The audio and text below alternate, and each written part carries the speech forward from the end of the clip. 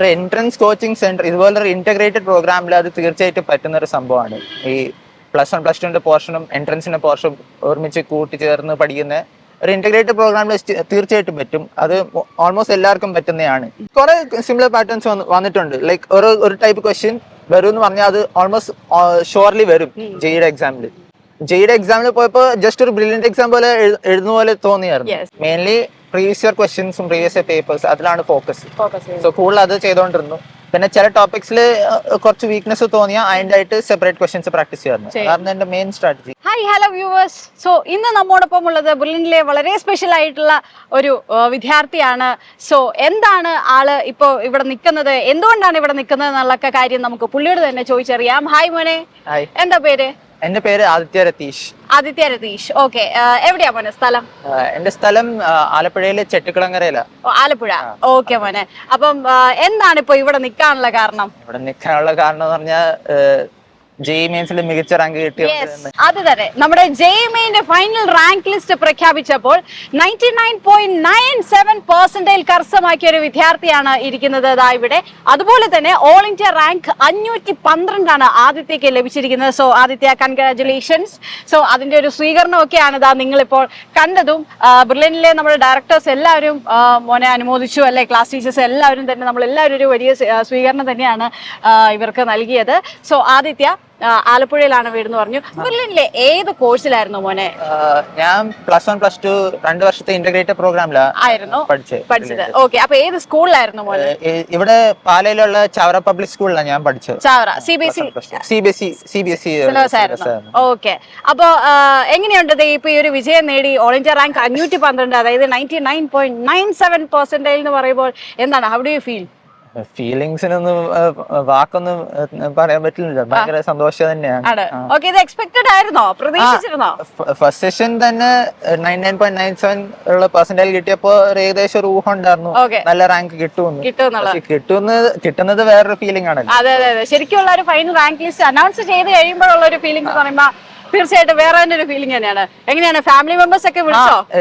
അവര് വിളിച്ചു, ഭയങ്കര സന്തോഷമാണെന്ന് പറഞ്ഞു. അവര് ഇതിപ്പോ നമ്മുടെ റിസൾട്ട് വന്നത് നല്ലൊരു നൈറ്റിലാണ്. അപ്പം നൈറ്റിൽ തന്നെ അവര് വിളിച്ച് അറിയിച്ചോ? അതോ അവരിങ്ങോട്ട് എന്തായിരുന്നു ആ ഒരു? അടുത്ത ദിവസം രാവിലെ തന്നെ വിളിച്ചു. രാവിലെയാണ്, രാത്രി വിളിച്ച് അവരെ വെറുതെ അവരുടെ ഉറക്കം കളയണ്ട, സന്തോഷം എന്തായാലും നോക്കി കാണും.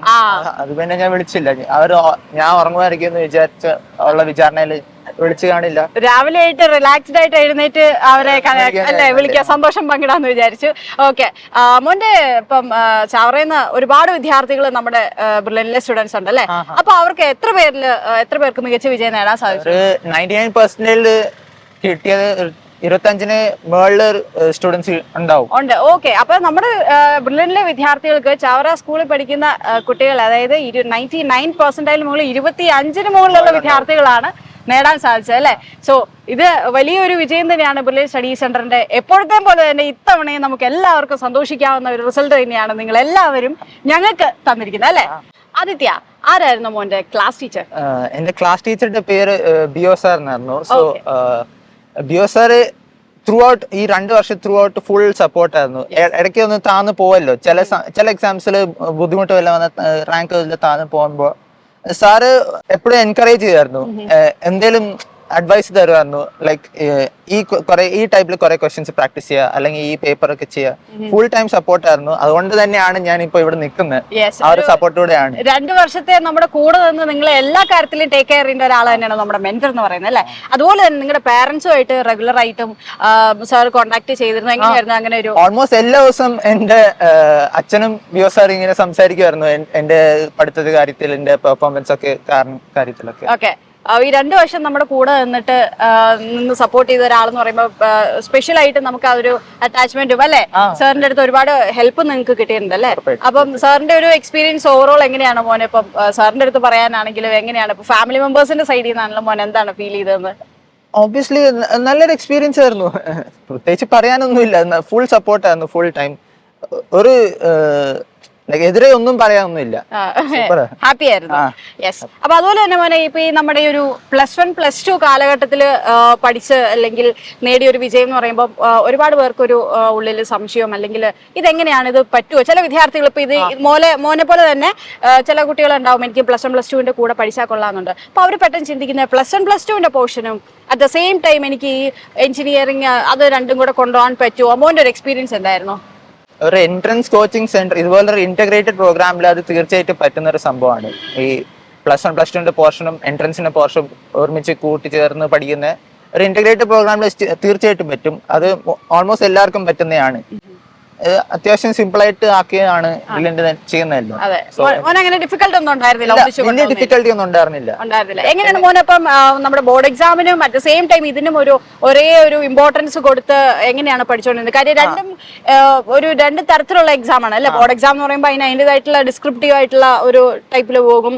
നമ്മുടെ എൻട്രൻസ് എക്സാം എന്ന് പറയുമ്പോഴത്തേക്കും അതിന് വേറെ ഒരു അല്ലെ, അങ്ങനെ 2 ടൈപ്പിലാണ്. അപ്പൊ അതെങ്ങനെയാണ് മോനെ അത് മാനേജ് ചെയ്തോണ്ടിരുന്നത്? മാനേജ് ചെയ്തെന്ന് പറഞ്ഞാൽ ബ്രില്യന്റും സ്കൂളും എന്റെ സ്കൂളും പിന്നെ ബ്രില്യന്റുകാരും ഒരുമിച്ച് കലാബ് ചെയ്ത് ഒരു അത്യാവശ്യം ഓർഡേഡ് സ്കെഡ്യൂൾ ഉണ്ടാക്കി. ബ്രില്യന്റ് എക്സാംസും പിന്നെ സ്കൂളിന്റെ എക്സാംസും ഓരോ ഇന്റർവെല്ലിൽ വെച്ച്. സോ അത് ഓൾമോസ്റ്റ് വലിയ ഹാസിൽ ഇല്ലാതെ ചെയ്യാൻ പറ്റി. സ്കൂളിലെ കാര്യങ്ങൾ പ്രാക്ടീസ് ചെയ്യാൻ പറ്റി. അവിടെ ബോർഡ് എക്സാം പറഞ്ഞു വേറെ ടൈപ്പ് ആണല്ലോ. സോ അങ്ങനത്തെ കുറെ എക്സാംസും പ്രാക്ടീസ് ചെയ്യാൻ പറ്റി ആ ടൈപ്പിലും. പിന്നെ ബ്രില്യന്റ് അതിന്റെ വഴിക്ക് പോയി. സോ രണ്ടുപേരും എല്ലാം ഒരു എന്താ പറയാ കറക്റ്റ് ആയിട്ടുള്ള ഒരു വേയിൽ കറക്റ്റ് പാറ്റേണിൽ തന്നെ സിസ്റ്റമാറ്റിക് ആയിട്ട് നിങ്ങൾക്ക് കൊണ്ടുപോകാൻ പറ്റി അല്ലെ. അപ്പൊ അതുകൊണ്ട് തന്നെ മോന് നല്ല ഉഗ്രൻ ഒരു മാർക്കും മേടിക്കാൻ സാധിച്ചതാ. ഇതുപോലെ ഞങ്ങൾ എല്ലാവരെയും സന്തോഷിപ്പിച്ച് മോന്റെ ഫാമിലിക്ക് അഭിമാനമായിട്ട് ഇതാ ഇവിടെ വന്നു നിൽക്കുന്നത് അല്ലെ. ആദിത്യ, അതുപോലെ തന്നെ ഇപ്പൊ നമ്മൾ ഡിസ്കസ് ചെയ്ത പോലെ തന്നെ +1 +2 ബോർഡ് എക്സാം എന്ന് പറയുന്നത് നിങ്ങൾക്ക് ഡിസ്ക്രിപ്റ്റീവ് ആണ്. പിന്നെ ഇവിടുത്തെ നമ്മുടെ എൻട്രൻസ് എക്സാം എന്ന് പറയുമ്പോൾ ഒബ്ജക്റ്റീവ് ആണ്. അതും ഓൺലൈൻ ആയിട്ടുള്ള ഒബ്ജക്റ്റീവ് ടൈപ്പ് ക്വസ്റ്റ്യൻസ് ആയിരുന്നു അല്ലെ. അപ്പം ഈ ഒരു എക്സാമിന്റെ പ്രിപ്പറേഷന് നമ്മുടെ മോഡൽ എക്സാം എങ്ങനെ തോന്നി? ഓൺലൈൻ ആയിട്ട് നിങ്ങൾക്ക് ഒരുപാട് പ്രാക്ടീസ് തന്നിട്ടുണ്ടായിരുന്നു. അപ്പൊ ഈ നമ്മുടെ ജെഇയുടെ എക്സാം എഴുതുന്നതിന് മുന്നേ ഈ ഓരോ ഓൺലൈൻ എക്സാം എങ്ങനെയായിരുന്നു മോനെ ഹെൽപ്പ് ആയത്? ബ്രില്യന്റ് ഓൺലൈൻ എക്സാംസ് ജെഇയുടെ ഓൾമോസ്റ്റ് എക്സാക്ട് സെയിം മോഡലിൽ എഴുതിയിരിക്കുന്നത്. അവർ ഉപയോഗിക്കുന്ന സോഫ്റ്റ്വെയർ തന്നെ ഓൾമോസ്റ്റ് ഒരുപോലെയാണ്. പിന്നെ ക്വസ്റ്റ്യൻസിന്റെ കാര്യം പറഞ്ഞാൽ അവർ പ്രീവിയസ് ഇയർ ക്വസ്റ്റ്യൻസും വേറെ കുറെ സോഴ്സസ് നിന്ന് കളക്ട് ചെയ്യുന്ന ക്വസ്റ്റ്യൻസ് ഓൾമോസ്റ്റ് ജെഇന്ന് വരുന്ന ഓൾമോസ്റ്റ് എക്സാക്ട് സെയിം പാറ്റേണിലാണ്. കുറെ സിമിലർ പാറ്റേൺസ് വന്നിട്ടുണ്ട്. ലൈക്ക് ഒരു ടൈപ്പ് ക്വസ്റ്റ്യൻ വരും എന്ന് പറഞ്ഞാൽ അത് ഓൾമോസ്റ്റ് ഷുവർലി വരും ജെഇയുടെ എക്സാമിൽ. ജെഇയുടെ എക്സാമിൽ പോയപ്പോ ജസ്റ്റ് ഒരു ബ്രില്യന്റ് എക്സാം പോലെ എഴുതുന്ന പോലെ തോന്നിയായിരുന്നു. അതുപോലെ പ്രാക്ടീസ് ചെയ്താണ് നിങ്ങൾ ആ ഒരു എക്സാം സെന്ററിലേക്ക് പോയത് അല്ലെ. അപ്പൊ ഏകദേശം നമുക്ക് ടെൻഷൻ ഒന്നും ഉണ്ടായിരുന്നില്ല? ഇല്ല, വലിയ ടെൻഷൻ ഉണ്ടായിരുന്നില്ല. കുറച്ച് ഉണ്ടാവും ആദ്യമായിട്ട് എക്സാം എഴുതാൻ പോകുമ്പോ ഉണ്ടാവും. പക്ഷെ അതും എനിക്ക് തോന്നുന്നു ബോർഡ് എക്സാമിന്റെ ആ ഒരു ഇയറിൽ തന്നെ ഇത് എഴുതുമ്പോഴത്തേക്ക് അതിന്റേതായിട്ടുള്ള ഒരു ചെറിയൊരു കൺഫ്യൂഷൻ വന്നോ അതോ നമ്മുടെ പ്രാക്ടീസ് കൊണ്ട് അത് ഇല്ലാണ്ടായോ? ഇല്ല, അത് വലിയ കുഴപ്പമില്ലായിരുന്നു. അതുപോലെ നിങ്ങൾ പ്രാക്ടീസ് ചെയ്ത് എഴുതിയതുകൊണ്ട് അങ്ങനെ പ്രത്യേകിച്ച് പ്രശ്നങ്ങളൊന്നും വന്നില്ല അല്ലെ. ആദിത്യ, എങ്ങനെയായിരുന്നു മോന്റെ ഈ ഒരു ജെഇമെന്റ് ഇത്ര ഹൈ സ്കോർ ലഭിക്കാനുള്ള ഒരു സ്റ്റഡി പാറ്റേൺ അല്ലെങ്കിൽ ഇതിന്റെ ഒരു സീക്രട്ട് എന്താണെന്നാണ് മോന് പറയാനുള്ളത്? പ്രത്യേകിച്ച് സീക്രട്ട് ഒന്നുമില്ല. ഈ എന്റെ ക്ലാസ് ടീച്ചർ ബിയോ സാർ എന്നെ അഡ്വൈസ് ചെയ്തു. പിന്നെ വേറെ കുറെ ടീച്ചേഴ്സ് തന്നെ അവരുടെ അഡ്വൈസ് തന്നെ ഫോളോ ചെയ്താണ് ഞാൻ പ്രിപ്പറേഷൻ ചെയ്തത്. മെയിൻലി പ്രീവിയസ് ഇയർ ക്വസ്റ്റ്യൻസും പ്രീവിയസ് ഇയർ പേപ്പേഴ്സ് അതിലാണ് ഫോക്കസ്. സോ കൂടുതൽ അത് ചെയ്തുകൊണ്ടിരുന്നു. പിന്നെ ചില ടോപ്പിക്സിൽ കുറച്ച് വീക്ക്നെസ് തോന്നിയാൽ അതിന്റെ ആയിട്ട് സെപ്പറേറ്റ് ക്വസ്റ്റ്യൻസ് പ്രാക്ടീസ് ചെയ്യാറുണ്ട്. അതാണ് എന്റെ മെയിൻ സ്ട്രാറ്റജി. അത് വലിയ തീർച്ചയായിട്ടും നല്ലോണം ഒരു ഹാർഡ് വർക്കിന്റെ ഒരു എന്താ പറയാ ഫലം തന്നെയാണ് ഇങ്ങനെ ഇവിടെ എത്താൻ പറ്റില്ല. യെസ്. അപ്പൊ ആ ഒരു മോനെ ഒരു ദിവസം ഏകദേശം എത്ര ടൈം ആയിരുന്നു നമുക്ക്? ഒരു 13-14 മണിക്കൂർ ഡെഡിക്കേറ്റഡ് ആയിട്ട് ആ ഒരു അത്രയും അവേഴ്സ് നമ്മൾ നീക്കി വെച്ചാലാണ് അല്ലെ.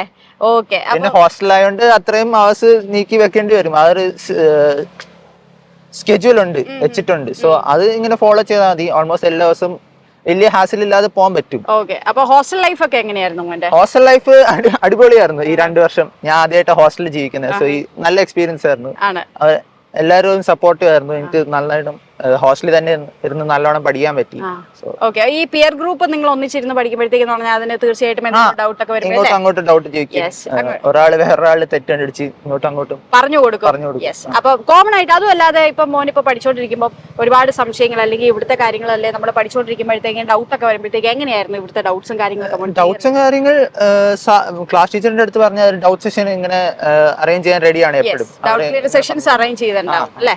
അപ്പൊ അതിൽ അപ്പൊ തന്നെ മോന് ക്ലിയർ ചെയ്ത് പോകാൻ ചെയ്യാൻ പറ്റുന്നുണ്ടായിരുന്നു. ഓക്കെ, മോൻ ഇപ്പൊ ഇവിടുത്തെ ഏറ്റവും കംഫർട്ടബിൾ ആയിട്ട് ഇത്രയും ഒരു വിജയത്തിൽ എത്തുമ്പോഴത്തേക്കും മോൻ ഏറ്റവും പറയാൻ പറ്റുന്ന ഇവിടുത്തെ ഏറ്റവും ഇഷ്ടപ്പെട്ട അല്ലെങ്കിൽ കംഫർട്ടബിൾ ആയിട്ടുള്ള ഒരു കാര്യം എന്തായിരുന്നു? ലൈക്ക് ഓവറോൾ ജീവിതം തന്നെ വലിയ ഹാസിലില്ലാതെ പോയി. അതാണ് എനിക്ക് ഏറ്റവും കംഫർട്ട് ആയിട്ടുള്ളത്. ബിക്കോസ് കുറെ കഠിനാധ്വാനം ചെയ്താലും എനിക്ക് അങ്ങനെ അത്ര എഫേർട്ടായിട്ട് തോന്നിയില്ല. ഇവിടെ തന്നെ ഇരുന്ന് ഹോസ്റ്റലിൽ ഇരുന്ന് പഠിക്കുന്നത് എനിക്ക് അത്രയായിട്ട് തോന്നിയില്ല. സോ അതൊരു നല്ല കംഫർട്ടബിൾ ആയിട്ടാ പോയത്. ഓക്കെ, മോൻ എങ്ങനെയാണ് ഇതിന്റെ ഒരു ആഗ്രഹം വന്നത്? അതിനെ കുറിച്ച് ഒന്ന്. ഒരു ആഗ്രഹം വന്നത് ഈ കുറെ സയൻസിന്റെ കാര്യങ്ങളൊക്കെ കുറെ വായിക്കുമായിരുന്നു. ഈ ചെറുപ്പത്തിലോട്ടൊരു കുറച്ച് ഈ ഒരു സയൻസ് കാര്യത്തിലൊക്കെ ഒരു enthusiast ആയിരുന്നു. ഓക്കെ, അതുകൊണ്ട് പിന്നെ 10th ബോർഡ്സ് കഴിഞ്ഞ് എന്തായാലും MBBS ഒന്നും എടുക്കുന്നില്ല, എഞ്ചിനീയറിംഗിലോട്ട് തന്നെയാണ് താല്പര്യം എന്ന് തീരുമാനിച്ചപ്പോൾ നമ്മൾ ഒരു എൻട്രൻസ് കോച്ചിങ് തപ്പി JEE എഴുതാൻ വേണ്ടിയിട്ട്. അപ്പോൾ എൻ്റെ ഒരു റിലേറ്റീവ് ബ്രില്യൻ്റ് ആണ് റെക്കമെൻഡ് ചെയ്തത്. സോ അതുകൊണ്ട് അങ്ങനെ.